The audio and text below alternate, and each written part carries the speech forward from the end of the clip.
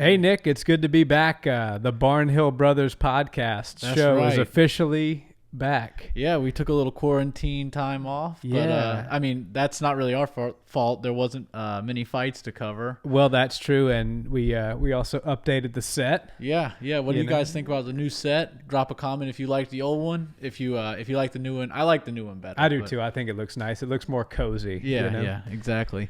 But but the COVID kind of shut everything down, and luckily for us fight fans, the UFC was the first sport. I know NASCAR was claiming first sport, but no, everybody knows it was the UFC. Yeah. And you know, it's amazing. We have to give a lot of credit to Dana for pulling that off, because I can only imagine the amount of work that went in to doing that, with all the regulatory bodies, all the testing, the quarantining, the getting the Apex approved. Yeah, and it wasn't a one-time thing. He has now implemented this whole entire regimen for all the cards for the rest of the year or the foreseeable future. It's amazing. And now we even have an island where we got Mortal Kombat style Fight Island. Yeah, we got to give Dana a lot of props for he can create a formula and then duplicate it over and over again. It's hard to come up with a plan like that.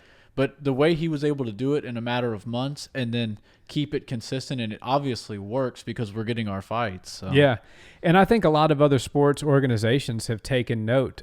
You see the NBA's coming back at Disney. They're doing the quarantine thing there. They're calling it the bubble.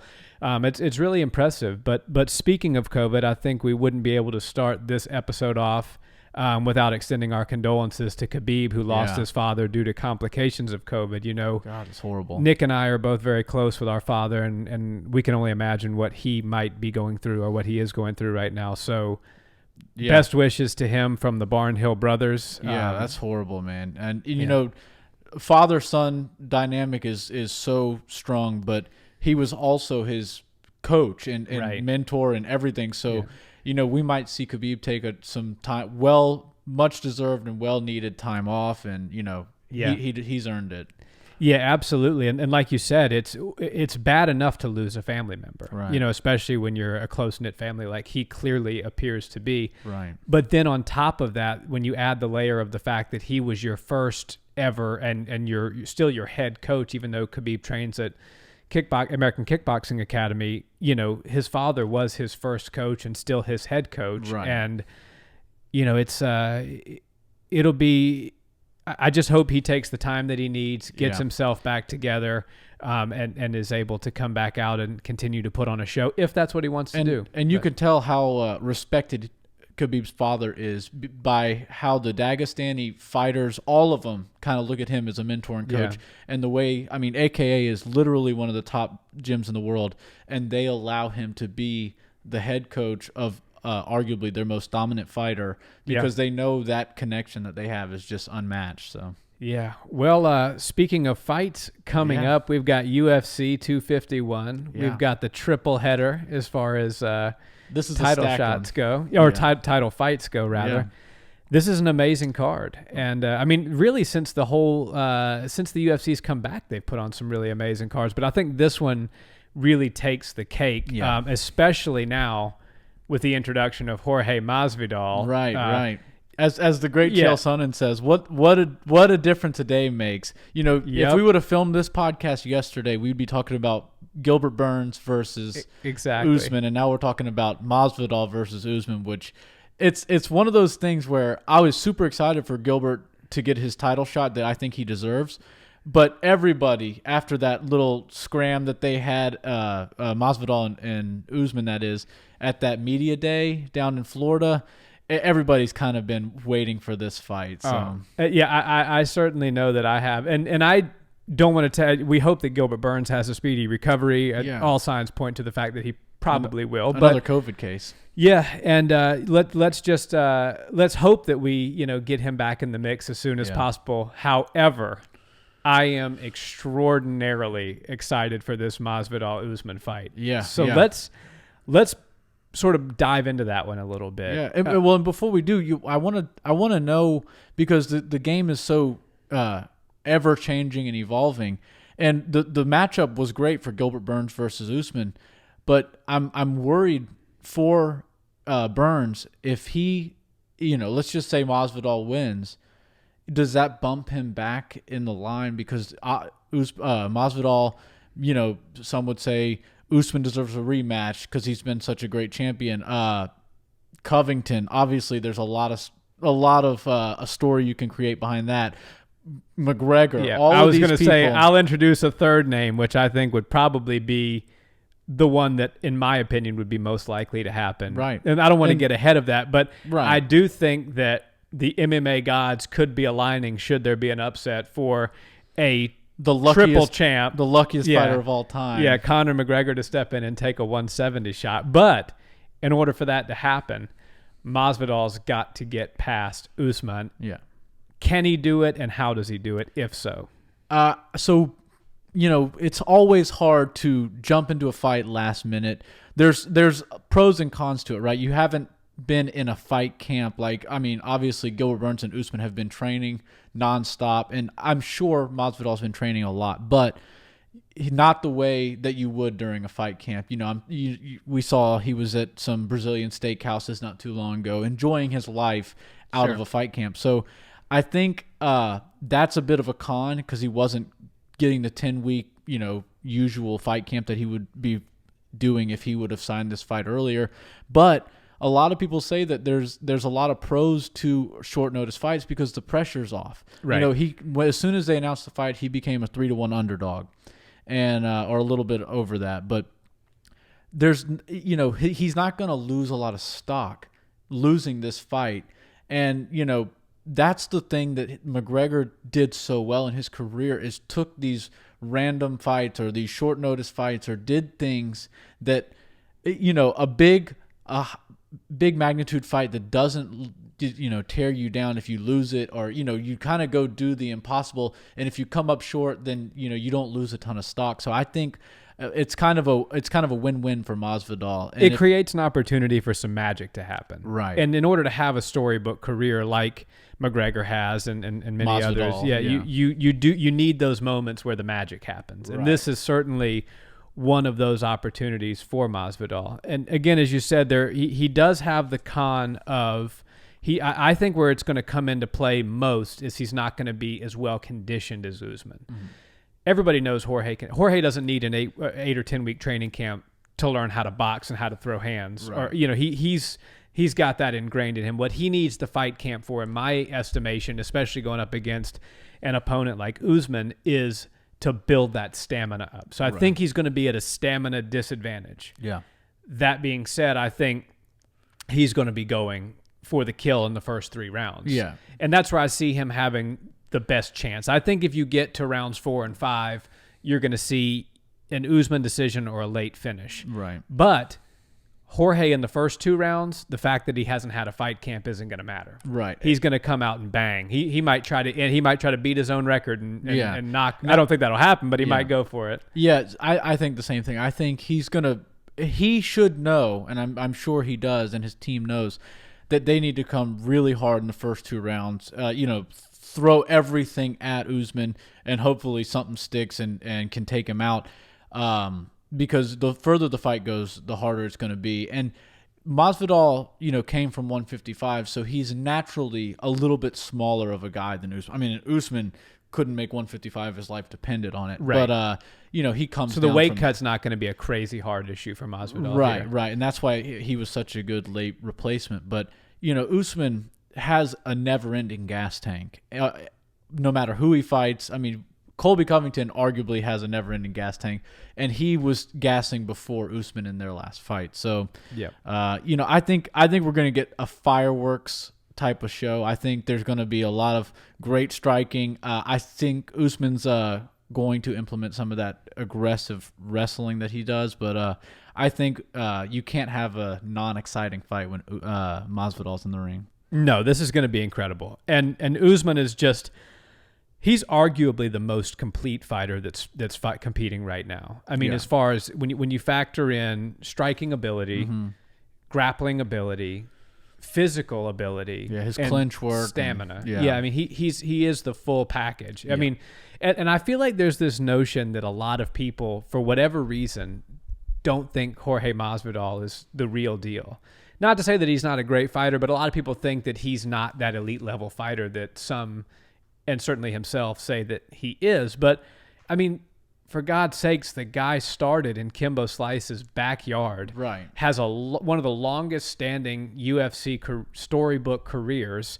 He's defeated some unbelievable opponents. And in my opinion, had the greatest year for a fighter that anybody has ever had. Yeah. I'd have to go back and really, for the fine-tuned comb and see if there's anybody who had a crazier year. But that year when, starches Ben Askren, beats Nate Diaz, what's the other one? Darren Till. That wasn't in the same year, I think, but we have to double-check that. But I'd say it was within a 12-month period of time, yeah. But and the thing is that everybody sort of, I think, just thinks that Jorge's not going to knock Usman out, and that may be the case, but remember how he starts Darren Till. I mean, Darren Till is a big, strong guy, probably bigger than Kamaru Usman, and I mean, Jorge just flatlined him. Right. So I think that he's got as good a chance as anybody at knocking Usman out. Now, will he do it? That's yet to be determined, but he's got as good a chance as anyone in my estimation. Right. And if you're like a betting guy, I think a 3-1 underdog, when Masvidal's a 3-1 underdog, you might as well throw a few bucks at him. You always want to take the underdog money. If you think that there's a reasonable probability that that person is going to pull off the upset, that it's worth taking the gamble on it. And quickly, I think Masvidal taking this fight is very similar to how McGregor was doing things, where big fights just kind of fall into their laps, and instead of saying no, they risk it for the biscuit and they go for that. And that's where legends are made. He might lose. Nobody really cares what the record of Masvidal or the record of McGregor is. They put on the most entertaining fights, and when they have these seemingly David versus Goliath type of situations, it's always cool to watch, win or lose. Yeah, absolutely. I mean, the worst case scenario is Masvidal's stock goes up a little bit. The best case scenario is Masvidal launches past the stratosphere into superstardom. Right. I mean, if he and then that sets it up for any number of fights that he wants. And I know he leveraged this short notice thing to his advantage to get a new contract, and good for him. So, maybe he's going to get that big money McGregor fight if he can pull this off, or any other number of fights that are exciting, even Colby Covington. I mean, I think in the beginning there was people are starting to talk about it now, but a few weeks ago we were talking about this, and I said, why is nobody, this was before the Burns fallout, so why is nobody really talking about Masvidal Covington? The MMA business is really a business of storytelling, building excitement for a fight. These guys were roommates. Right. I mean, they lived together, and now they hate each other. There's got to be, you would think any marketing person worth his salt, which the UFC has a ton of them, could build a hell of a narrative for that fight. Right. And I just, one, story-wise, two, stylistically, three, I think the build-up would be hysterical and a lot of fun. I mean, you have two true heels going at each other. Right. But the funny thing about Masvidal is he's a heel that is loved. Covington is a heel that everybody hates, and that's the gimmick he is playing, and he's playing it well. I personally thought that with Burns getting the title shot and all the disputes going on with Masvidal's contract and whatnot, that fight, the reason we weren't hearing much about who Colby was going to fight, and we weren't hearing about who Masvidal was going to fight after he didn't get the title shot and Burns did, I was like, well, maybe that's what they're setting up, because he's at the point where he can main event cards and there not be a title fight on the line, and still put in huge numbers. Yeah, absolutely. And speaking of replacements, I don't know if you saw this, but I caught this. It was last night right before I went to bed. I think it was on MMA Fighting's Instagram page. It was something to the caption was something to the effect of, "Oh, what do we have here?" And Aljamain Sterling posted on his, I think it was either his Twitter or his Instagram, that time to pack a suitcase. And somebody responded, dun, dun, dun. Dun, dun, dun.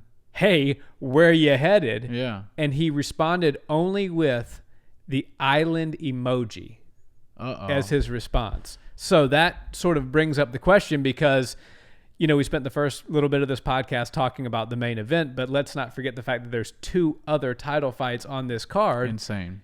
if Aljamain Sterling's packing his bag and he's heading to an island, I assume he's not going down to Jamaica to visit his family. No, not during the lockdown. Not during COVID, believe me. And I think that he is heading to Abu Dhabi, if I'm reading that correctly, and I'm going to speculate here a bit. Yeah. Is he coming in to replace Jan or Aldo? Is he coming in case Jan or Aldo doesn't make weight? Or test positive. Well, I think if they've already made it to Abu Dhabi to some degree. I was watching some behind-the-scenes stuff. Max Holloway was tested twice in America, and then they're getting tested 3 more times in Abu Dhabi. So all of their noses are already going to be broken from all these COVID swabs. Yeah, exactly. I haven't had one yet, but I've heard it's a nightmare. Pretty god-awful. Yeah. But Aljo is obviously the next guy for the title shot. Arguably, if Jose Aldo, it's all about timing, right? So Jose Aldo fought Marlon and lost the fight, but a lot of people thought he won the fight, so that's why he got it. And then shortly after that, Aljo had that great performance, like not too long ago, like a month ago. So it was just the timing wasn't right for him, but he's clearly the guy that deserves the next shot, and if there is a replacement, it better be him. Yeah, I would just speculate that that's what that means. Yeah. And then that brings up the question. Obviously, Jan and Aldo is a great fight. One, what do you think of that fight? And two, would you rather see Aljo as a replacement, and as a replacement for who? I think Peter Yan and I might be saying his name wrong, but Piotr Yan. Piotr. Yeah. I think he deserves the title shot. And, just off merit alone, Jose Aldo's done plenty for the sport, but he did lose his last fight, and Aljo and Peter have not. So I think that those two deserve the title most. Now, I also think that Jose Aldo can beat both of them on any given night, just like they can beat him on it. So really, you're not going to get a bad fight no matter who steps in for who, or if neither of them step in, and we still get the fight that we've been promised. But I think that the general consensus is that people think Jan is going to win, and I can't say that I disagree with that. But people, I think, ever since he got knocked out by Conor, everybody just kind of wrote Jose off and forgot the fact that, hey, this guy was like undefeated for over a decade. Right. He's one of the best fighters in UFC history. Right. He's gotten older now, so he's coming down in weight class. Maybe it's a power issue, or he's just trying to, get a new coat of paint and get rid of some of that 145 stain that he had on him. But he's also showing that he's still highly disciplined with cutting to 135, because he is muscle bound and looked ripped to shreds at 145. So he'd had a full lifestyle change to make 135. So I think he's still in his prime. He's one of those genetic freaks that just, age is just a number for him. He's like a Showtime Pettis, but even I would say better than Showtime, because he's, I think he held the belt for longer. But it's like those people that shot to championship level at an early age, like by early I mean mid to late 20s, and then were the champ for a few years and then lost the belt, but now they're still only in their early 30s. And people, I think, kind of in their mind think of them as this over-the-hill fighter, but in reality, they're still very young age-wise, and still, if they want to be young in their careers. Yeah, the window for their prime was just larger than a lot of people. They started it early because they were so dominant, kind of like a Jon Jones. And then most fighters, especially in that weight class, kind of hit their prime between, I would say, 29 and 33 or so. Yeah. That's the really hot spot. But some of them get into it by 25, 26, and some of them, like Aldo, can stay in it till he's 36 or so. I think it's interesting. And I mean, obviously, I want to see the Aldo-Jan fight. But if, for whatever reason, Aljo ends up stepping in there, I think, if nothing else, it creates some exciting talking points for the weekend, knowing that he's over in Abu Dhabi. For what reason, we can only speculate. It doesn't bring this powerful card down one bit if he steps in for somebody. Not a chance. And then we've got, sandwiched in between those two fights, we've got the 45 belt, which Aldo held for a long time. And, if this guy didn't exist, Aldo would still be considered the greatest featherweight of all time. Yep. Max Holloway. Also another champion that rose to superstardom at a very early age and now has lost his belt. Yeah. What does he need to do to reclaim the belt differently than he did last time when he lost it to Volkanovski? I I thought that was such a good fight. Max showed, there's the common like consensus around the MMA world that the more you get hit, the more your chin starts to go, and the word is chinny. But I always watch Max's fights because he gets in such dog fights every time he gets in the ring or in the octagon. And I'm like, oh, God, if he keeps taking these shots, he's going to go down. And he never goes down. It's amazing. So I've thrown that out the window. If Volkanovski can finish him, then Volkanovski's got some power. And maybe the chinny thing is starting to, become a real thing. But Max is literally as tough as it gets. People don't give him enough credit for being as tough as he is. That fight was close to me. I do think Volkanovski won it. He played such a smart game, and his coach was saying that they have to make some changes because they know Holloway's a smart fighter and he can adapt and figure out what they can't come with the same game plan and expect to beat Holloway. So that's what I like about that gym so much. They continue to evolve. Just because they've got some guys at the top doesn't mean they hang out. They think it's comfortable up there. They're moving up. Every time somebody makes an inch, they're also making an inch. So they're rising the game. Yeah, absolutely. Yeah, they're doing some great things down there in New Zealand. And even though Dan Hooker lost, I mean, what a great fight that was, by the way. Fight of the year. Dustin Poirier is back in full effect, and I love Dustin. He's such a great. He's so good for the sport, and I like Dan Hooker too. But I said this after that fight. I still think we're going to see Dan Hooker in a title fight within the next 2 years. I can because see of the way they're evolving there. I mean, he's long, he's tall. I'm sure he's getting a lot of rounds in with Izzy. Right. There's no better training than that. You're only going to get better. Yeah. I think. Speaking of being long and tall, I think in order for Holloway to win this fight and reclaim his title, he's going to have to use his he's going to have to keep Volkanovski at a distance behind the jab, possibly even behind a front push kick, and throw off his rhythmic, because Volkanovski is a very rhythmic fighter. He'll throw the combination and then kind of sit back, boom, boom, boom, it's short explosive bursts. So if Holloway can interrupt those with just throwing him off with keeping him behind the jab or keeping him behind a push kick, sort of how Jon Jones has done his whole career, I think that he's got a chance to reclaim the title. So that kind of takes me to the judging of the first time they fought.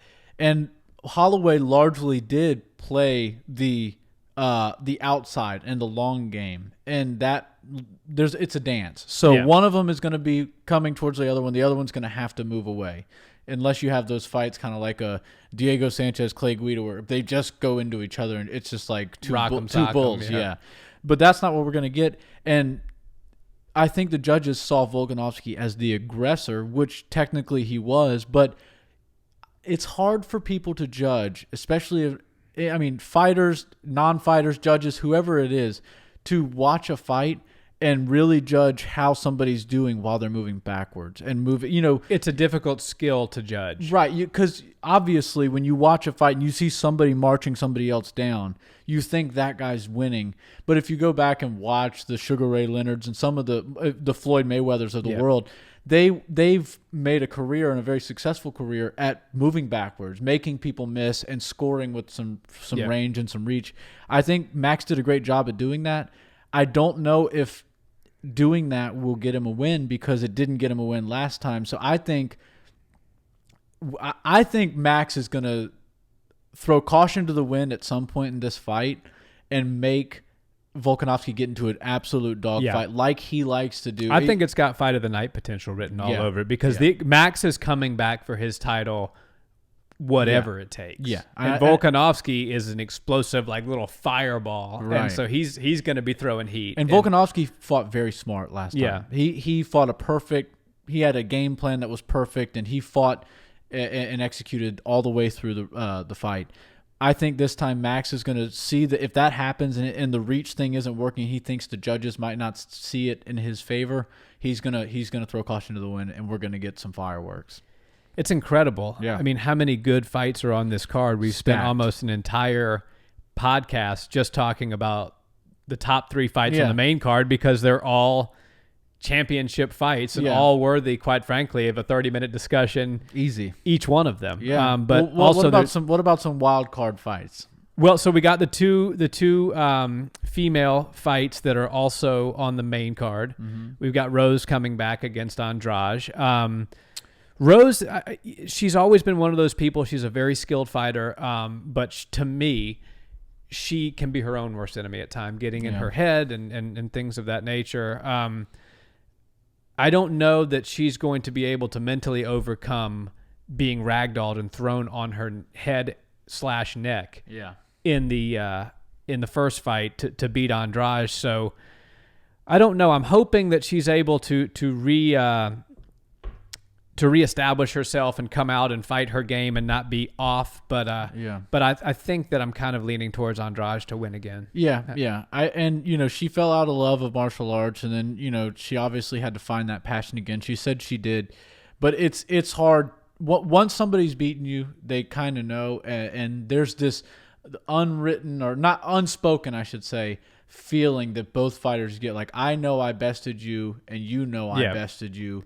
And if she can, I just think that the time off wasn't the best idea. Maybe it was mentally, but for the fight game, it's not always the best idea. And I think Andrade might get it done, and it might be a stop. Yep, I think you're probably right. I can't say the round. Maybe the third round. It might be. It'll be. I think Rose will be competitive, but I think overall Andrade will be. She'll bring that explosive, like, aggressiveness and get the job done. And how about old PVZ, Paige Van Zandt? Oh, man. She's been having, if Instagram is any indication, she's been having a hell of a quarantine with the naked baking. Mr. Van Zandt. No, but good for them. Like, they appeared to make the best of quarantine. And like, I will say, just from a competition tactical standpoint, being married to someone who is also a professional, an elite, who also can be quarantined with you and train with you and help better you, is a major advantage when you're talking about somebody else who may have a spouse who's completely in an unrelated field, and they have to be locked together for several months. I mean, who better to be locked together with than another professional fighter that iron sharpens iron, sort of, you can hone your craft with. Right. I'm also thinking that Paige she's gonna try to bring her all in this fight, because it's the last fight on her UFC contract at the pay that she's at. And everybody knows the last fight means that you better throw it all on the line, and hopefully your stock will rise in the UFC's eyes. They'll give you more money. She's been smart and able to make money and do things outside of fighting during this quarantine and before the quarantine, really. But I think and I hope that she wins this fight, maybe hits us with one of those little TikTok dances at the end, and then sails off into either a new contract or a new chapter of her life. Because she's so talented in so many ways, and I don't think she has to fight to make it. I agree. Well, that's it, guys. So that's the whole main card. The Barnhill Brothers were officially back. Yes, we're back. So, guys, make sure you like, comment, subscribe to the channel. We're going to work on getting this up on the Apple and Google Play. You'll see us on the podcast app soon. Yep. Like, comment, subscribe. Have a great day. Enjoy UFC 251. Thanks, guys. We'll be back after. Peace.